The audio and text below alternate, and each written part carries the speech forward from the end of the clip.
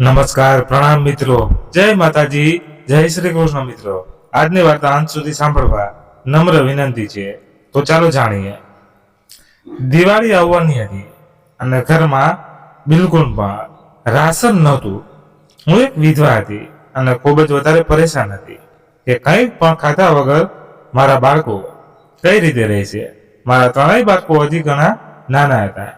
હું મારા મોટા ભાઈના ઘરે ગઈ જેથી તેમની મદદ લઈ શકું, પરંતુ મને જોતા જ ભાભીએ ખૂબ જ અપમાનજનક વાતો કહી.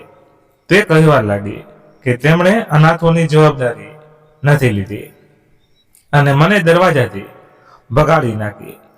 મારો ભાઈ ખૂબ જ પૈસાવાળો હતો, છતાં પણ હું રડતી રડતી ખાલી હાથે ઘરે પાછી આવી.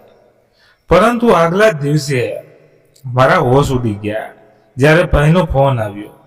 તે રડતા રડતા બોલ્યો કે મમ્મી, જમવાનું ક્યારે બનશે? હવે તો પેટમાં દુખાવો થવા લાગ્યો છે. મારી નાની દીકરી જે ફક્ત 3 વર્ષની હતી વ્યાકુળ નજરે મને જોઈ રહી હતી. ઘરમાં નવોટ હતો, ના ખાવા પીવાનું કોઈ સામાન. બાળકો અને પોતાને પાણી પીવડાવીને હું બસ એ જ દિલાસો આપી રહી હતી કે રાત્રે જમવાનું આપીશ. હવે તો રાતના 9 વાગી ગયા હતા.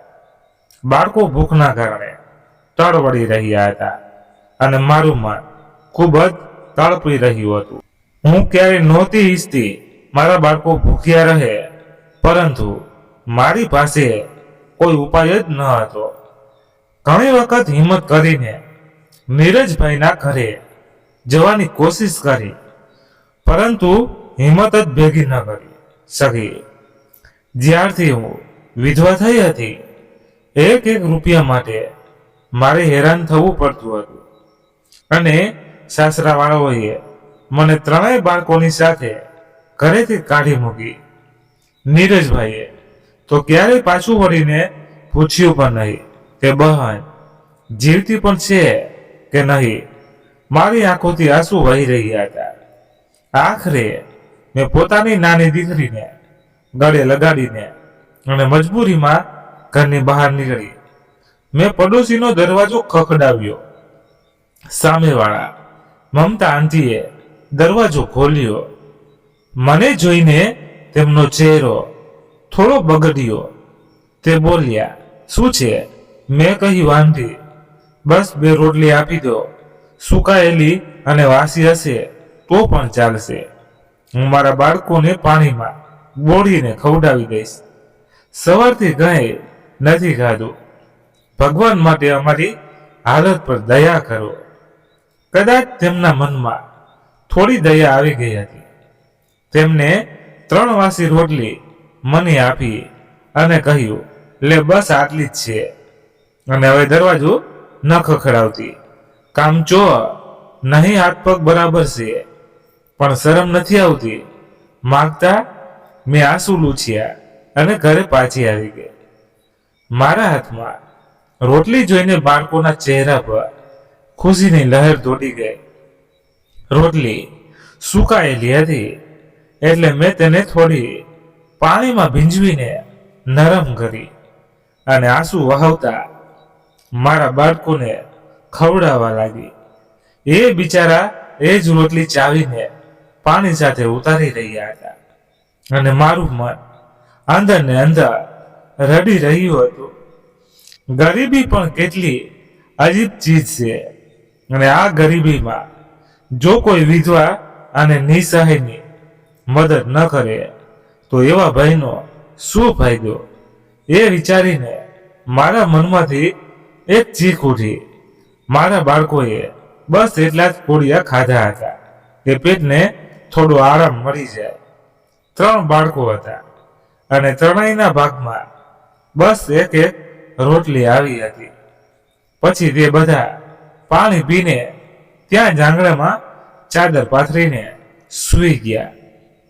હજી સુધી તેમના હોઠ સુકાયેલા હતા. અત્યાર સુધી મારા બાળકો નીંદરમાં વારવાર પોતાના પેટ પર હાથ ફેરવી રહ્યા હતા. કદાચ ભૂખ હજી પણ બાકી હતી. પેટ હજી પણ પોતાનું ઈંધણ માંગી રહ્યું હતું, પરંતુ કોઈ નહોતું જે એમને આ હાલતમાં જોઈને દુખી થાય. હું એ લોકોમાં નહોતી જે ભીખ માંગી માંગીને રૂપિયા ભેગા કરે અને દુનિયાની સામે રોવે. મારી અંતરાત્મા આની પરવાનગી નહોતી આપી. મેં લોકોના ઘરોમાં કામ પણ કર્યું. એવું નહોતું કે હું મહેનતથી ભાંગતી હતી. પોતાના બાળકોનું જમવાનું બનાવીને દરવાજા પર તાળું લગાડીને હું બીજાના ઘરોમાં કામ કરવા જતી હતી. પરંતુ મોટા ઘરોના મોટા કાયદા હોય છે. જે રૂપિયાવાળા માટે કંઈક બીજા અને ગરીબો માટે કંઈક બીજા. હું રીટા દીદીના ઘરે કામ કરતી હતી. એ પણ મારી જેમ જુવાન અને 2 બાળકોની મા હતી. તેમના પતિ પણ મારે પતિની ઉંમરના જ હતા. મારા પતિ ચોકીદાર હતા. પોતાના માલિકના ઘરની સુરક્ષા કરતા હતા. તેઓ ચોરોના હાથે માર્યા ગયા હતા. પરંતુ એ માલિકે અમને દિલાસો આપવા સિવાય બીજું કંઈ દીધું નહીં. રૂટા દીદીના ઘરમાં કામ કરવા લાગી. તેમના પતિની ખરાબ નજર મારા ઉપર હતી. એક વખત હું કામ ઉપર ગઈ તો રીટા દીદી ઘરે નહોતા. તક જોઈને એમના પતિએ મારો હાથ પકડ્યો. મેં કહ્યું, સાહેબ મારો હાથ મૂકો. હું એવી સ્ત્રી નથી જેવી તમે વિચારો છો. મહેનત કરું છું અને મારા બાળકોનું ભરણ પોષણ કરું છું. તે કહેવા લાગ્યા, મહેનતથી તને મળે છે શું? આખો દિવસ ગંદા વાસણ ઉટકે છે, કપડાં ધોવે છે, સફાઈ કરે છે. મહિનાના બસ 5-6 હજાર મળે છે. એમાં તારું શું ચાલતું હશે? બસ થોડાક કલાક મારી સાથે વિતાવી લે. હું તને 20,000 આપીશ. મેં કહ્યું, સાહેબ મારો હાથ મૂકી દો. હું મારા બાળકોને ઈમાનદારીની રોટલી ખવડાવું છું.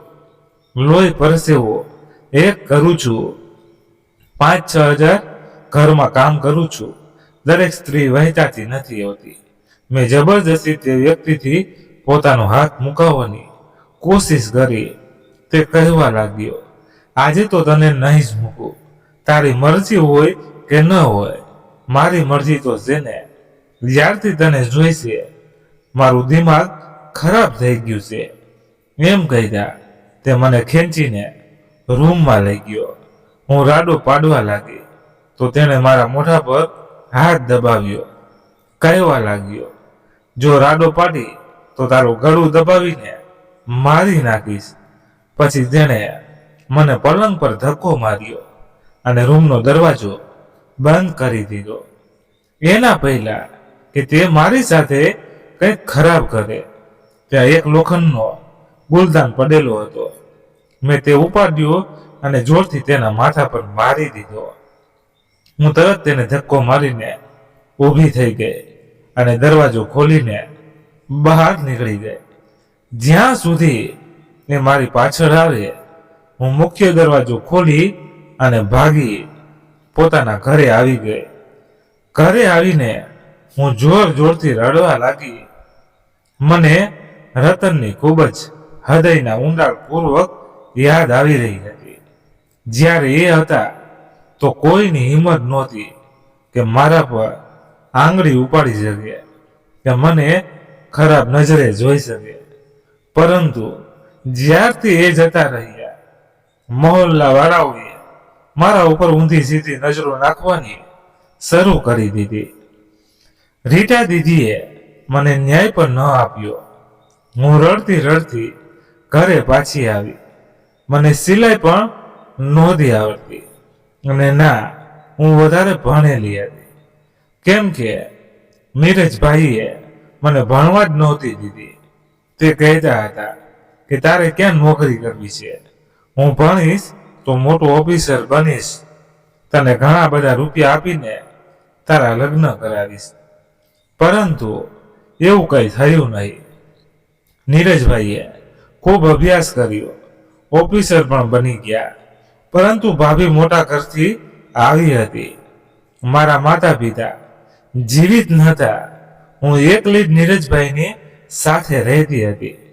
જ્યારથી ભાભી આવી, મને નફરતથી જોવા લાગી. તે કહેતી હતી, આ તો ભણેલી પણ નથી, આનાથી ભલા કોણ લગ્ન કરશે? કોઈ પણ સારું ઘર આને પસંદ નહીં કરે.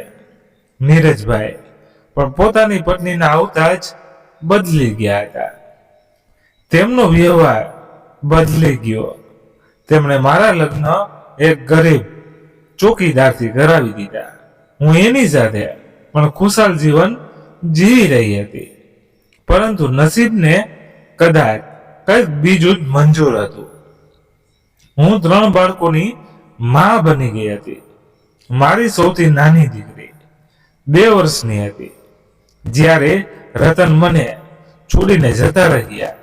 મારો ભાઈ અંતિમ સંસ્કાર કરતા જ સસ્માન ભૂમિથી સીધો પોતાના ઘરે જતો રહ્યો હતો અને ભાભીએ તો એટલી પણ તસદી ના લીધી કે મને દિલાસાના 2 શબ્દ જ કહી દે. એ તો મારા ઘર સુધી પણ ન આવી. અફસોસ પણ ન કર્યો.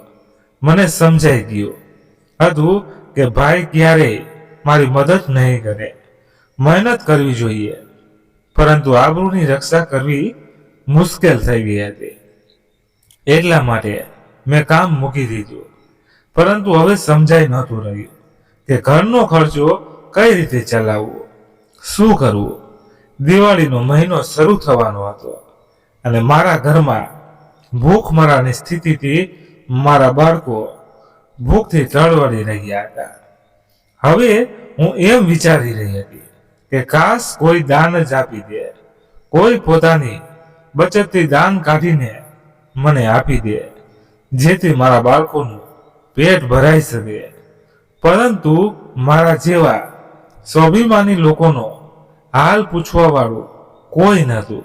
મારા જેવા પોતાના આત્મસન્માનના કારણે મરી તો શકે છે, પરંતુ કોઈની સામે હાથ નથી ફેલાવતા. ખૂબ જ મુશ્કેલીથી મેં પોતાના બાળકોની ભૂખને જોઈ. પહેલી વખત પડોશીમાં 2 સૂકી વાસી રોટલીઓ માંગી હતી. નહીંતર જેમ તેમ હું કંઈક ને કંઈક કરી લેતી હતી. ક્યારેક કોઈના વાસણ સાફ કરી દેતી, તો ક્યારેક નાના મોટા કામ કરી દેતી. મેં મારી પડોશોને કહ્યું, નતાશા, જો કોઈને પોતાના ઘરમાં દિવાળીની સાફ સફાઈ કરાવવાની હોય કે બીજું કંઈ પણ કામ હોય તો મને કહી દેજે, હું કરી આપીશ. એ કહેવા લાગી, તને કોઈ કામ ઉપર નથી રાખતું, તારે શું જરૂર હતી રીટા દીદીના ઘરે ચોરી કરવાની? હવે હું એને શું કહું કે મેં કોઈ ચોરી નહોતી કરી. એ તો એનો પતિ હતો જે મારી આબરૂ લૂંટવા માંગતો હતો. પરંતુ મારી વાત ઉપર કોણ વિશ્વાસ કરે? જો હું આ વાત મારા મોઢે કહે ને તો મને જ બદચલન કહી દેવામાં આવે. આપણા સમાજમાં ફક્ત સ્ત્રીઓ પર જ આરોપ લાગે છે, ભલે તે દોષી હોય કે ન હોય. મારી વાત ઉપર કોઈ વિશ્વાસ કરે જ નહીં. મેં નતાશાને કહ્યું કે મેં ચોરી નથી કરી. તેમને કઈ ગેરસમજણ થઈ હતી. હવે તેમની આ ગેરસમજણનો હું શું ઈલાજ કરી શકવાની છું? એટલે તે કહેવા લાગી કે અહીં એક મેડમ છે, તારે ત્યાં બસ થોડા દિવસો જ કામ કરવાનું છે, બાકી તો તેમની નોકરાણી કામ પર લાગેલી જ છે. બસ એ થોડા દિવસો છૂટી પર ગઈ છે. મેં કહ્યું, ઠીક છે, હું કામ કરી લઈશ. હું એ બહેનના ઘરે જતી રહી. તેમણે પોતાના ઘરની દિવાલો પણ મારી પાસે સાફ કરાવડાવી. આખું ઘર મેં 5 દિવસોમાં ચમકાવી દીધું અને તેમણે મને ફક્ત 500 રૂપિયાની નોટ આપી. મેં કહ્યું, બહેન, બસ 500 જ? એટલે તે કહેવા લાગી, તને બીજું શું જોઈએ? મારો જીવ પણ કાઢીને તને આપી દઉં. મારી આંખોમાં આંસુ આવી ગયા. મેં તો પહેલા જ 1000 રૂપિયાનો લોટ અને રાશન દુકાનેથી ઉધાર લઈને રાખ્યા હતા, એ આશાએ કે આ બહેન પૈસા આપશે તો પાછળનો ઉધાર ચૂકવી દઈશ. મને તો લાગ્યું હતું કે એ મને કંઈક સારું એવું મહેનતાણું આપશે, કેમ કે હું રોજ 5-5 કલાક તેમના ઘરમાં કામ કરતી રહી હતી, પરંતુ તેમણે મને ફક્ત 500 રૂપિયા જ આપ્યા. હું રડવા લાગી. મેં કહ્યું, બહેન, દિવાળીનો પવિત્ર મહિનો આવવાનો છે. ભગવાન માટે થઈને મારા ઘરે રાશન મોકલાવી દો. મેં તો પહેલા જ 1000 રૂપિયાનું ઉધાર લઈ લીધું છે. હું 5 દિવસથી સતત કામ કરી રહી છું. તમારા આખા ઘરને ચમકાવી રાખી દીધું છે, અને તમે મને સરખી રીતે રૂપિયા પણ ન આપ્યા. એ કહેવા લાગી, ચાલ ચાલ, અહીંથી નીકળ. જેટલી મહેનત કરી હતી ને એનાથી વધારે જ આપી દીધું છે. ખૂબ જ આજીજી કર્યા બાદ તેણે બસ 500 રૂપિયા બીજા આપ્યા, જે મેં રાશનવાળાને આપી દીધા. જ્યારે તેની પાસેથી વધારે લોટ માંગ્યો તો તેને ના પાડી દીધી. કહેવા લાગ્યો, ઉધાર નહીં આપું, હવે રોકડેથી જ આપીશ. તે તો તમાશો બનાવી રાખ્યો છે. ઉધાર લઈ જાય છે, અને જો કાલે તને રૂપિયા ન મળ્યા તો ઉધારી ક્યાંથી ચૂકવીશ? હું રડતી રડતી પાછી આવી ગઈ. મને યાદ આવવા લાગ્યું કે દર દિવાળીએ મારો ભાઈ ગરીબોમાં રાશન વેચે છે અને તેના ખૂબ જ વખાણ થાય છે. મેં વિચાર્યું કે હું પણ એની પાસેથી મદદ લઈ લઉં. કદાચ મારી પણ સહાયતા કરી દે. મેં કાળા રંગની શાલ ઓઢી અને ભાઈના ઘર તરફ ચાલી નીકળી. નીરજભાઈનું ઘર હવે 2 માળનું બની ગયું હતું. જ્યારે મેં તે ગલીને જોઈ તો એક નિશાસો નાખ્યો. મારું આખું નાનપણ એ ગલીમાં જ રમતા રમતા પસાર થયું હતું. એવું નહોતું વિચાર્યું કે મારા બાળકોની ભૂખના કારણે મારે એક દિવસ આ ગલીમાં જ માંગવા આવવું પડશે. જ્યારે ભાભીએ મને વિદા કરી હતી તો મારા કાનમાં કહ્યું હતું કે હવે પિયરનો મોહ પોતાના મન અને દિમાગમાંથી કાઢી નાખજે. અમારા પણ બાળકો છે અને પોતાના ખર્ચા હોય છે. કોશિશ કરજે કે રતન પાસેથી પોતાની બધી જરૂરિયાતો પૂરી કરાવી શકે.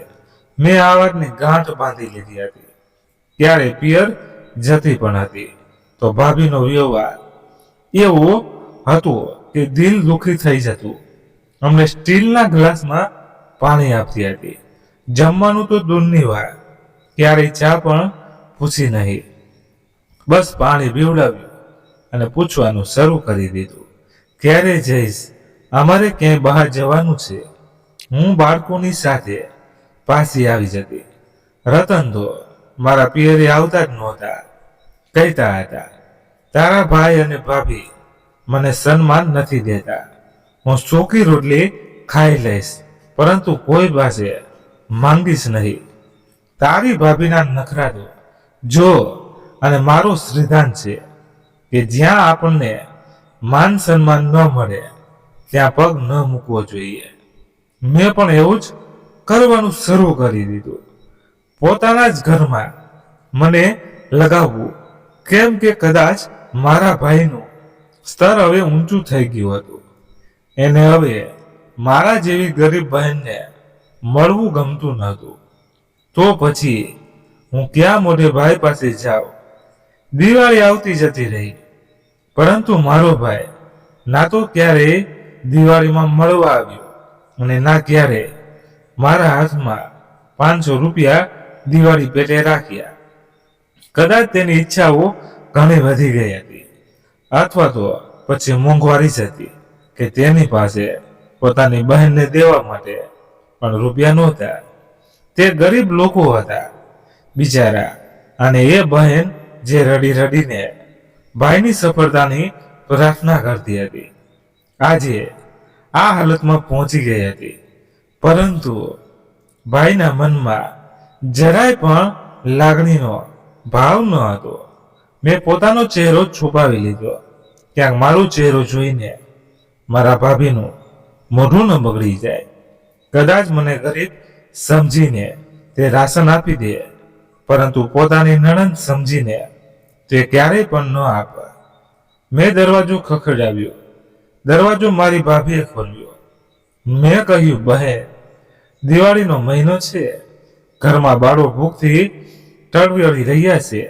ભગવાન માટે થઈને મને થોડોક લોટ અને દાળ ચોખા આપી દો ને.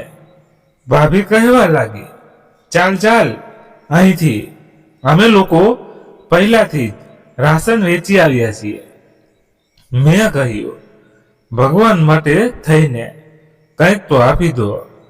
બહેન, તમને મારા ભૂખ્યા બાળકોની દુઆ અને પુણ્ય મળશે. પરંતુ ભાભીએ મારા મોઢા પર દરવાજો બંધ કરી દીધો. મેં ક્યારેય વિચાર્યું પણ નહોતું કે મારી સાથે આવો વ્યવહાર કરવામાં આવશે. એ જ સમયે મારો ભાઈ પોતાની ગાડીમાં ત્યાં પહોંચ્યો. મારો ભત્રીજો અને ભત્રીજી ગાડીમાં પીઝા ખાઈ રહ્યા હતા અને ઉતરીને અડધા ટુકડા કચરામાં ફેંકી દીધા. પછી બધા ઘરની અંદર જતા રહ્યા. જ્યારે નીરજભાઈ મારી સામે ઊભા રહ્યા તો મેં પોતાનો ચહેરો શાલથી હટાવી દીધો.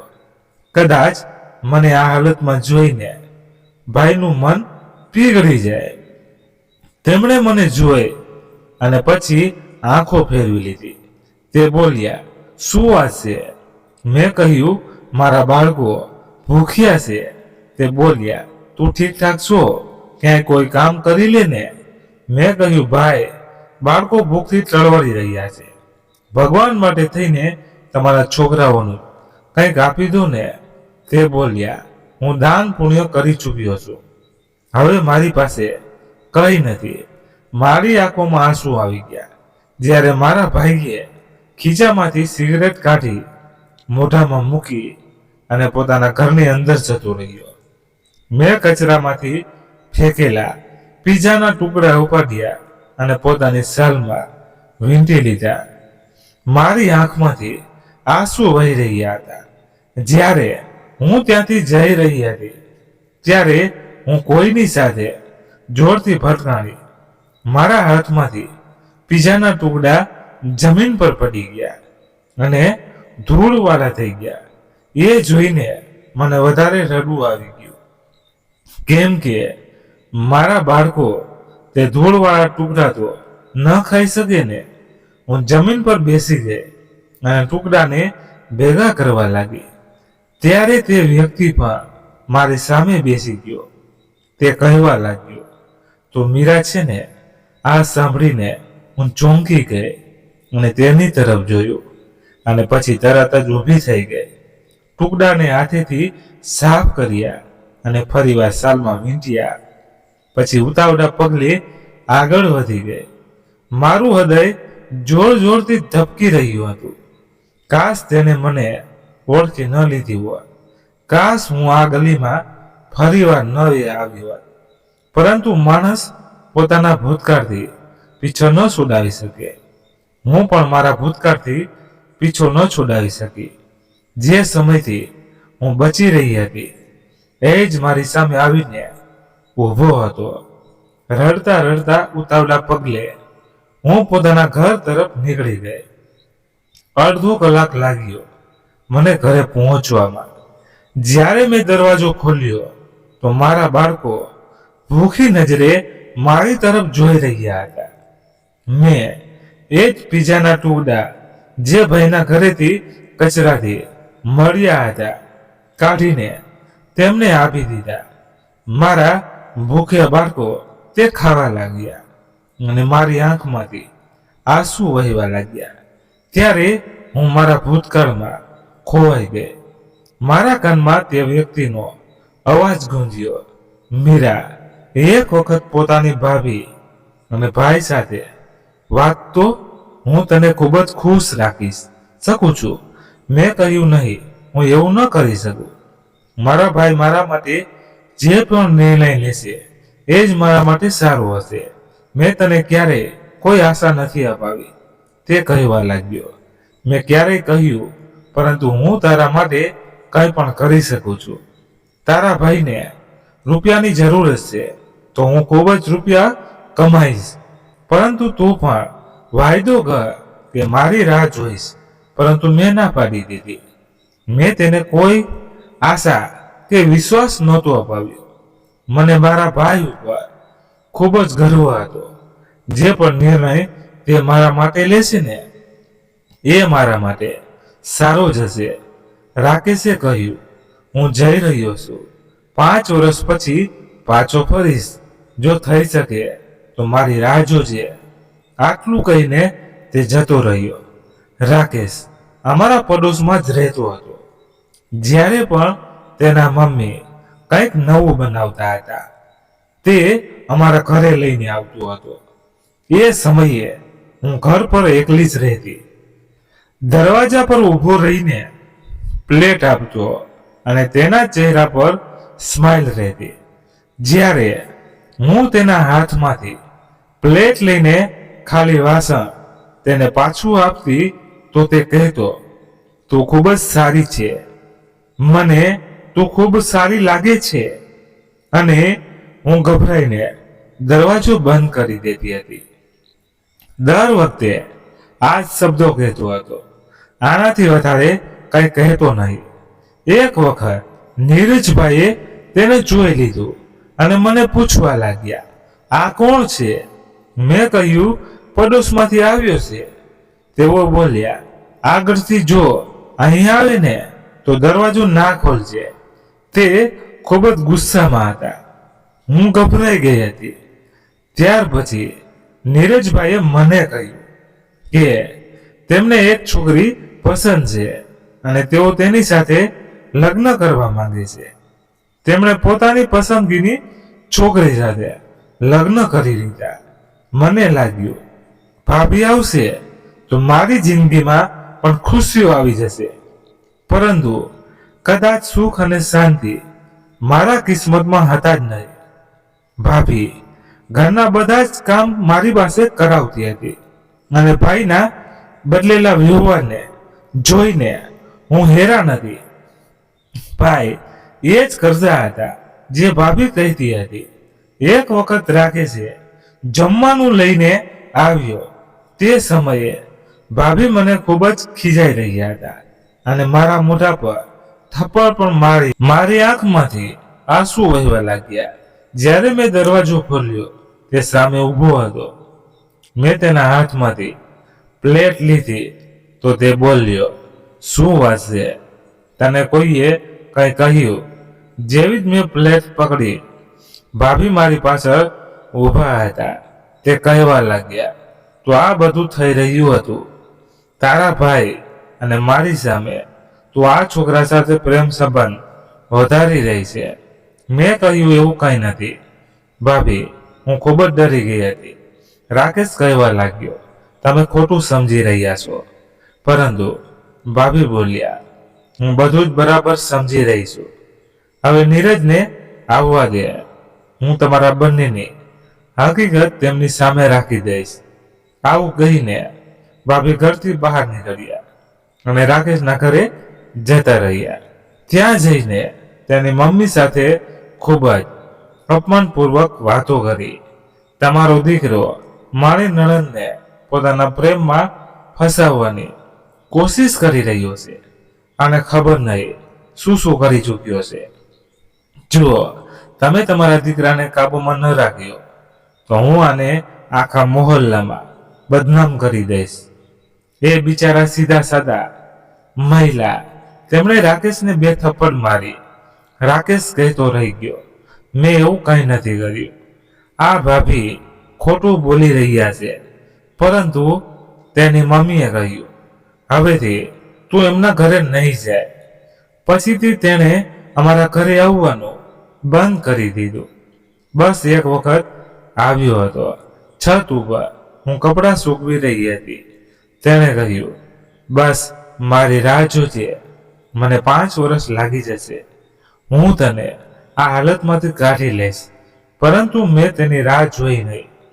મને ડર લાગતો હતો કે ક્યાંક પોતાના ભાઈની નજરોમાં હું ખરાબ ન બની જાઉં. પરંતુ જ્યારે ભાઈએ મારો સંબંધ રતન સાથે નક્કી કર્યો તો મેં રાકેશને ખૂબ જ યાદ કર્યો, કેમ કે રતન એક ચોકીદાર હતા.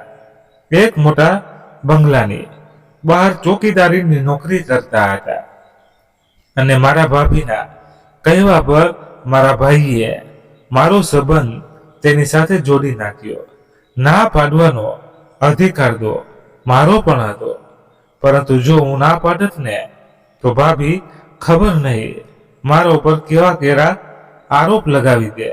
મેં રતન સાથે પણ ખુશી ખુશી સમય ગુજારી લીધો. એ વાત અલગ હતી કે અમારો સાથ ખૂબ જ ઓછો રહ્યો. ખબર નહીં કેમ આજે રાકેશ અચાનક જ સામે આવી ગયો. મને ઘણા વર્ષો પછી જોઈને તે ખૂબ જ ખુશ થયો હશે, કેમ કે મેં જેને ઠોકરાવ્યો હતો અને આજે હું આ હાલતમાં પહોંચી ગઈ.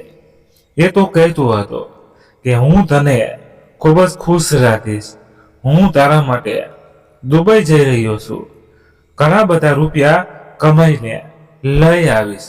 કદાચ અત્યાર સુધી તો તે બધું જ ભૂલી ગયો હશે. સમય ઘણો આગળ વધી ગયો હતો. મારે 3 બાળકો હતા અને હું હવે નિસહાય જિંદગી જીવી રહી હતી. હું વિચારી રહી હતી કે હવે શું કરું.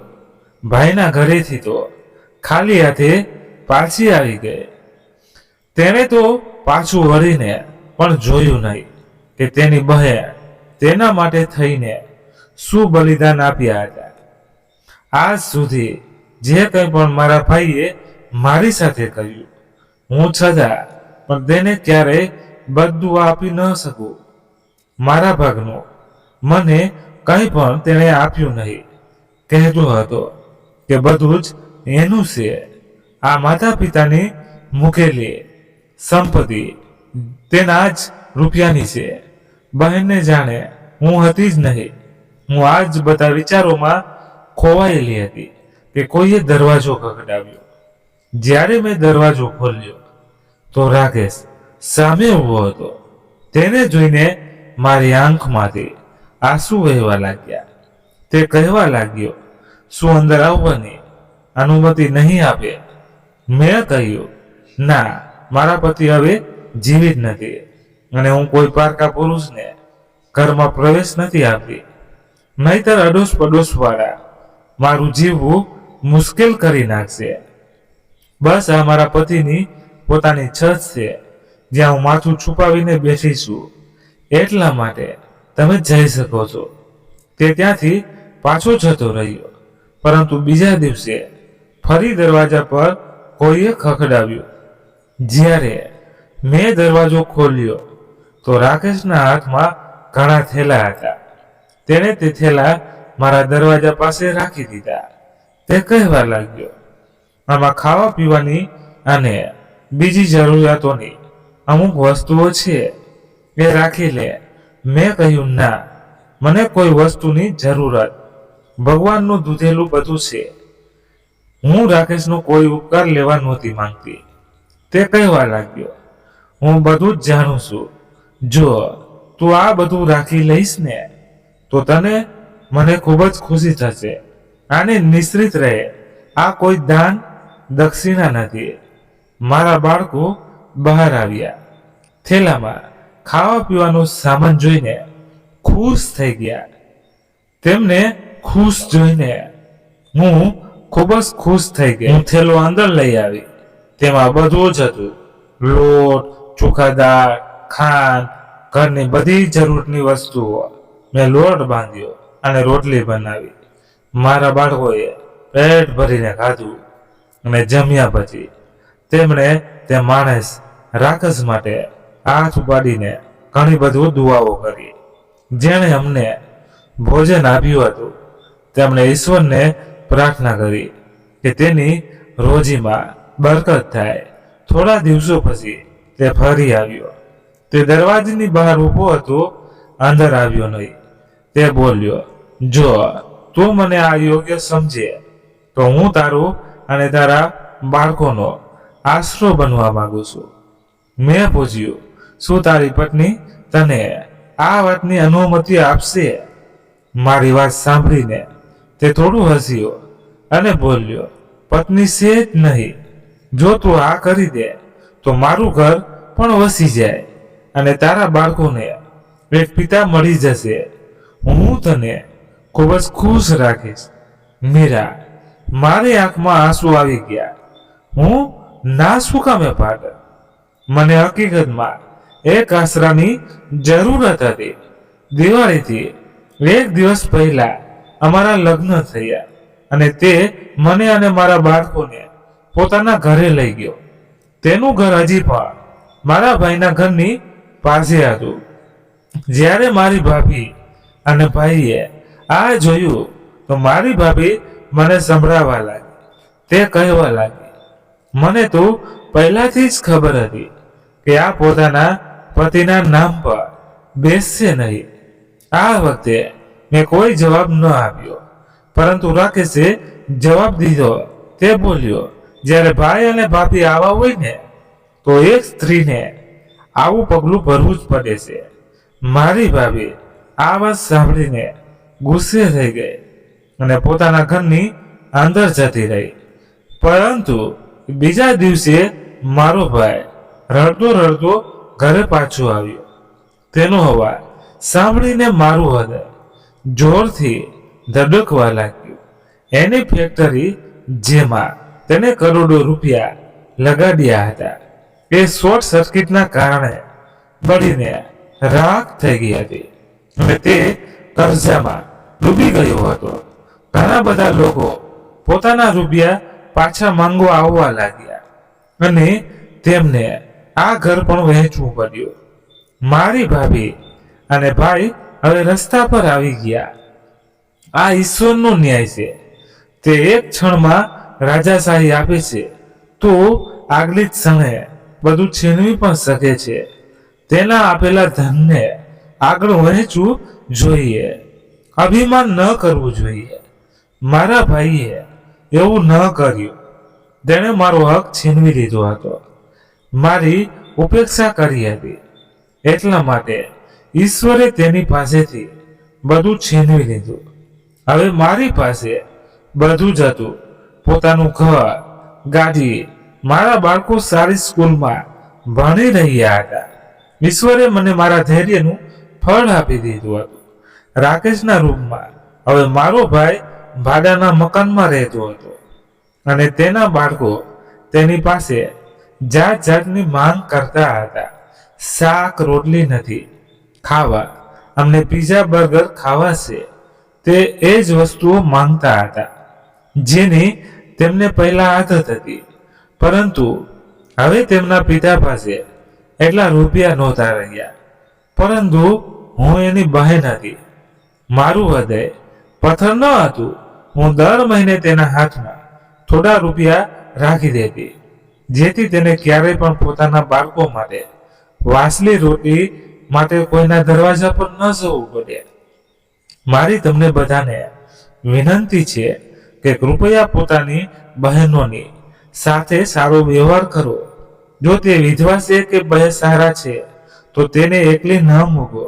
તેની સાથે પ્રેમ અને સહાનુભૂતિ વાળું વર્તન રાખો. કેમ કે જરૂરી નથી કે દરેક બહેનની જિંદગીમાં કોઈ રાકેશ જેવો વ્યક્તિ હોય બની શકે. તેને ફક્ત તમારા જ આશરાની જરૂર હોય. તો મિત્રો, આ હતી આજની વાર્તા. આ વાર્તા વિશે તમારું શું મંતવ્ય છે કોમેન્ટ કરીને જરૂરથી જણાવજો. અને જો વાર્તા ગમી હોય તો લાઈક કરીને વધુમાં વધુ તમારા મિત્રો સાથે શેર કરો. પણ ધન્યવાદ. ફરી મળીએ નવી વાર્તા સાથે. ત્યાં સુધી બધા મસ્ત રહો, તંદુરસ્ત રહો. જય માતાજી, જય દ્વારકાધીશ. હર હર મહાદેવ, મહાદેવ, મહાદેવ. જય શ્રી રામ, જય બજરંગ બલી.